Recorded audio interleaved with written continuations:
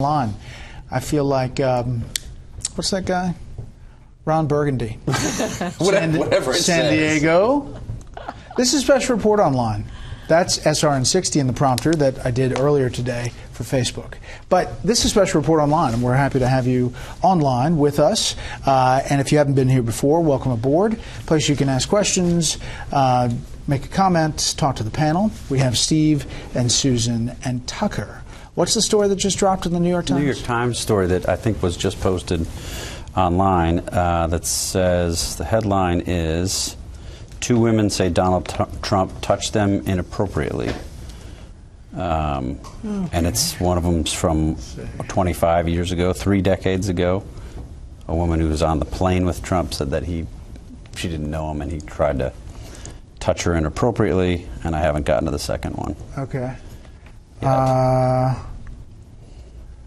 Yeah. So he was asked by Anderson Cooper at the debate, have you done anything like this? And he said, no, I have not.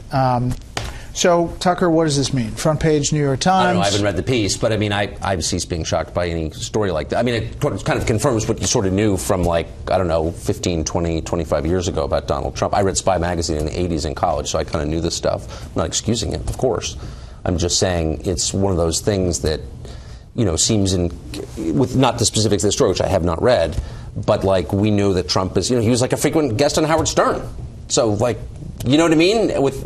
I don't really know what to say beyond that. You sort of know his attitude. So here it is. I mean, at the moment, sitting at a home in Manhattan, Jessica Leeds, 74, felt Donald Trump was lying when he said that Sunday. More than 3 decades ago, when she was traveling businesswoman at a paper company, she sat behind him in a first-class cabin on flight to New York. They'd never met before. 45 minutes after takeoff, she recalled Mr. Trump lifting the armrest and began to touch her.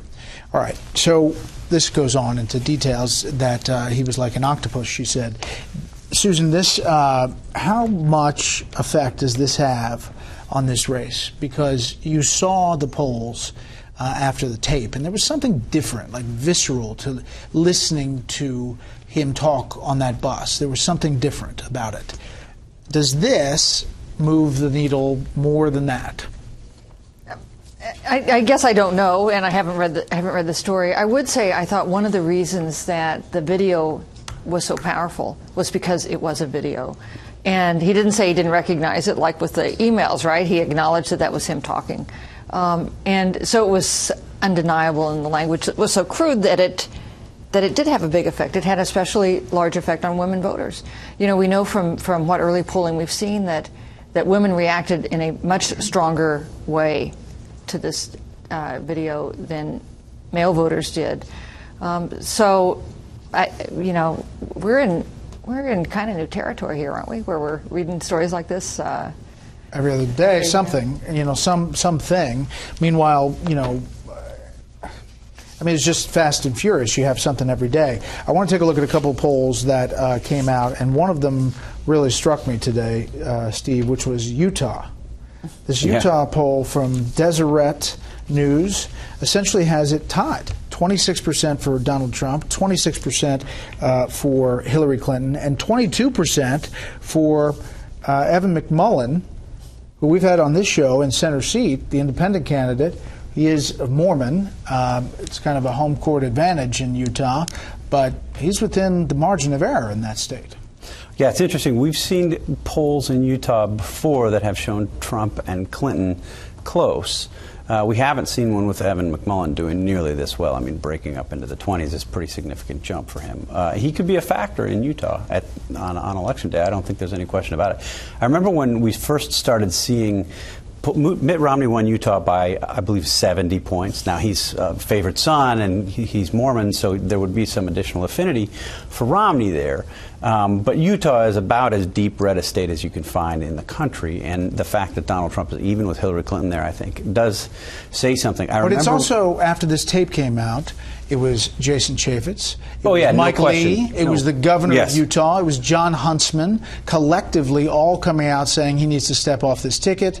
I can no longer endorse him. Yes. It was the Utah delegation essentially saying no question. And look, it goes both ways, right? I mean, they knew that they were in pretty safe territory to be distancing themselves from Trump because previous polling had showed that Trump wasn't very popular in Utah. I mean, I do think, I asked Mike Lee about this at the Republican convention. I had a long interview with him on the first day of the convention, and I said, we've seen these polls that suggest that potentially Trump is vulnerable in Utah. Is that possible? I mean, is that crazy? And he said, no, I think it's entirely possible that Trump could lose Utah, particularly given the fact that there's going to be a campaign between now and November, and Hillary Clinton's going to tee up some nasty stuff on him. Well, what happens if Mitt Romney endorses McMullen? Yeah. Because Mitt Romney, and he very well may. And he very well might, because he said he's not going to vote for Trump, but he hasn't been clear on who he is going to vote for. He doesn't want to vote for Hillary Clinton either. Could that mean he wins it? Yeah. Can I just make one point, though, that undergirding all of this are actual issues? I mean, I think it's possible Trump loses Utah, for sure. I'm not contesting that. But underneath it all, there are, like, disagreements about policy, and the core of them is immigration. So the Mormon Church, both for theological and practical reasons, finds Trump's views on immigration and refugee resettlement repugnant. And, you know, I'm not even taking sides in that. I'm just saying it's worth noting that. And it's also the same with a lot of people here in Washington. Like, they disagree with his foreign policy views. They disagree with his views on immigration and trade. And so there are actual issues, and I think that the press has done a grave disservice, really, to voters in downplaying those in favor of the stylistic factors, which are also real. I mean, a lot of people look at Trump like, ew, he's gross, I'm not voting for him, which is a fair thing to conclude, I think. But it also, like, we should know that there are, like, structural problems here. But the concern from Mormons about something like religious freedom, wouldn't that be something about Supreme Court choices, that they would not lean towards Hillary Clinton and lean well, that's more the only towards reason Republican? Trump is at, you know, whatever, 26% or whatever, is like concerns about that. Utah is a very conservative state, in some ways the most conservative, but it is conservative in a different way. I mean, the Mormon Church is huge in Latin America. If you go to Guatemala City or, you know, Tegucigalpa or any place in Central America, for example, massive Mormon temples. And so this stuff affects, you know, they have a different vantage on this, I think. But it's also just to pick up on the religious freedom issue. I mean, I agree with you generally on the policy issue, aren't getting enough attention as they otherwise might.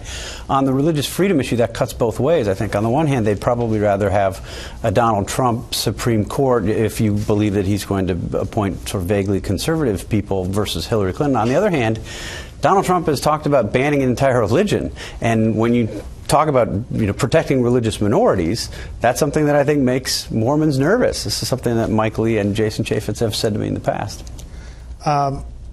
And Mike Lee obviously was on the list to get Ted Cruz to sign on to Donald Trump's campaign, and then took himself off the list by saying he wanted Trump to step aside from the ticket. Wisconsin, this is a state where you see in the Marquette poll out today the evolution of the reaction to this tape. You see the Trump leading 41-40 on Thursday.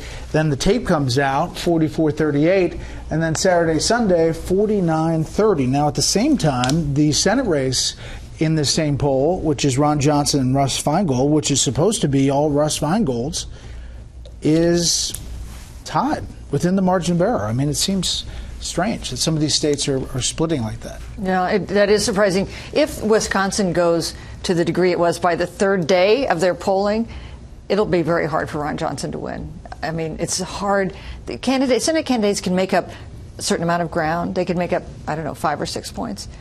Making up 10 points, that's a really difficult task, because we have become a nation that is increasingly not inclined to split our ballot.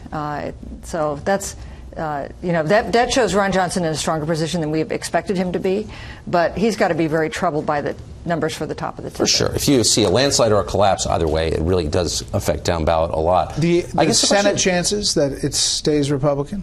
You know, probably not high. Does it matter? That's the macro question I haven't heard a single person ask. Ask anyone in business. When was the last time you saw something come out of the Congress that really affected your life? And they'll all say, well, it was Obamacare and Dodd-Frank. After that, I can't remember.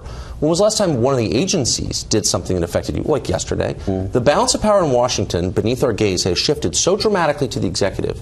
The Republicans have the largest majority in the Congress and the state houses they've had in lifetimes. What effect has that had? I'm sure there's some effect, like someone could tell me. I'm sure, you know, Paul Ryan has a list of the effects. I don't really notice any of them. It has had no real effect on America, which has moved dramatically left during that time.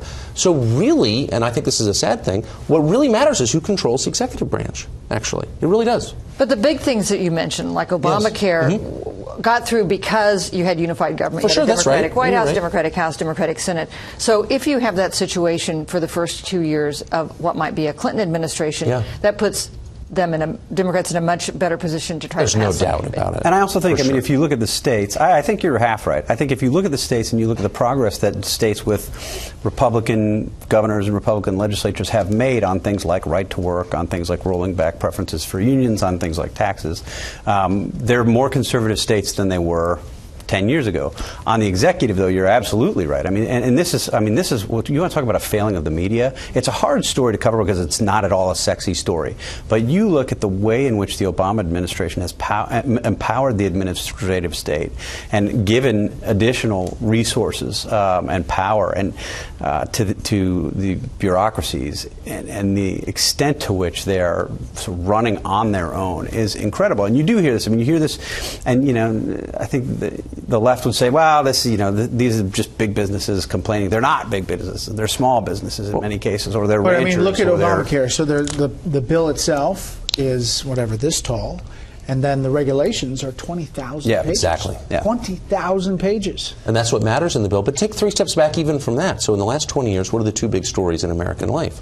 The first is what we've done abroad, trying to remake a region and failing to do that. And the second is interest rates, which are their lowest rate in 5,000 years. Our monetary policy has driven our economy. What has Congress had to say about both of those things? Really not so much. I mean, one, of course, the Fed just drives it completely, and Congress has no role. And in our foreign wars, really, I mean, I guess they've taken some votes on it, but really that was driven by the executive. So actually, the Congress has kind of taken itself out of the game on the questions that really matter. Terry MD says, I think the effect of the tape will wear off. One more debate to go. 30 days is a long time. The political happenings, lots of time for more and more revelations. He suggests WikiLeaks. Susan, we talked about earlier, I mean, it would have to be earth-shattering to break through what we've seen. I guarantee you something's going to happen in the next 27 days that we can't predict at this table today. How big would it have to be to affect the Hillary Clinton campaign? Well, it would have to be something that, what the WikiLeaks leaks so far generally show is that she's a politician, which we know. I think for WikiLeaks to break through, it needs to be something that we wouldn't expect, or something that's clearly illegal or totally inappropriate. And I don't think we've seen things that are sort of tantalizing, but I don't think we've seen that yet. But there's also possible that in the next 27 days we'll see some revelation on the part of Mr. Trump that has an effect as well. But I saw things that were pretty amazing to me. I mean, I couldn't have a lower opinion of the press, and yet I didn't know they were totally corrupt. I didn't know John Harwood was actually giving campaign advice to the Hillary campaign. He was. The email proves it, unless he's going to claim it's a forgery done by Putin or something. I think that's kind of a big story. And by the way, you would think that the press, which demands openness and should, from every other institution in American life, would be open about how this happened. So like the New York Times and CNBC would be taking questions like, really, John Harwood's giving campaign advice? Sure, but what is the biggest thing, what is the thing that changes the campaign dynamic? Probably not. I mean, first of all, as I noted, again, it's not on the Washington Post or New York Times website, front page right now, I just checked. And so, if you don't disseminate the news, it can't have an effect. I mean, I'm not saying, look, Trump is losing because of things that Trump did. I'm not blaming the media for Trump's screw-ups. They're his fault. But I also think if you believe that Hillary Clinton is going to be the president, and everyone I know believes that in the press anyway, you have a kind of moral obligation to cover her in a real way, and they're just not. Isn't there a possibility, though, that the pendulum swings, or is this decided? Is it usually what the press does is they focus this way and they don't cover something, and then it swings and the story changes, and he's the comeback kid, but it doesn't seem like there's a comeback kid. Look, I mean, I think there could be an external look. I think in all likelihood Hillary Clinton's going to be the next president of the United States. Is there an external event that could change the outcome of the race? I think that's possible. I don't think it's likely, but I mean, if we had a massive terrorist attack on the U.S. homeland right now, and Hillary Clinton, in responding to it, said something that suggests, like her line from her Georgetown University speech where she said we need to show empathy to the enemies. I mean, yeah, that could sink her, something like that. But otherwise, it's hard to come up with something that could do that. Just to pick up on Tucker's point, I mean, I think that's exactly right. And maybe one of the reasons that this isn't getting more attention has to do with the fact that news organizations are worried about what might be reported about them. I mean, what I don't think that's true. I mean, really? I think it's fine to fault the press for not covering this with more intensity, and I think we definitely ought to cover agencies with more energy. And so there are lots of ways to criticize the press, but I don't think this is a calculation on the part. I mean, I'm not. Let me say there's a combination of things. I'm not saying that would be the only reason, but I think there has to be a certain. I mean, you see, emails like the one from the Washington Post White House bureau chief giving a heads up to John Podesta that he was going to be mentioned in her story in maybe an unfavorable light. And you could, if you're a journalist, you could say, she's just giving him a heads up. On the other hand, you could say, why is she giving him a heads up and not asking him questions about this? I mean, he's got a conflict of interest. Where's the reporting on that? And I think it invites additional scrutiny of these journalists and the institutions they represent. Well, here's how you know it's corrupt. I had a reporter call over the Post about that exact email yesterday, and we also had one call over to CNBC and the New York Times about John Harwood's emails. I just asked her, what do you make of this? In all three cases, we got no comment. Really? How can the press, being the press, in good conscience say, we're not going to comment on this? Don't you have a moral obligation to? Yes, you do. And they won't. And what's the excuse for that? Well, they just don't feel like it. No one's going to make them. That's corruption. I don't know what's the alternate explanation for that. Now, I will say there is a double standard here because the media who cover media are not giving this the same coverage that they gave when the Obama administration said that Fox News was an arm of the Republican Party. And remember that? Even though the news side of Fox was continuing what we did every day, which was getting stuff answered and asking questions. Anyway, that's a little closer to home. Susan, is there a way that Republicans hold on to the Senate? Yes.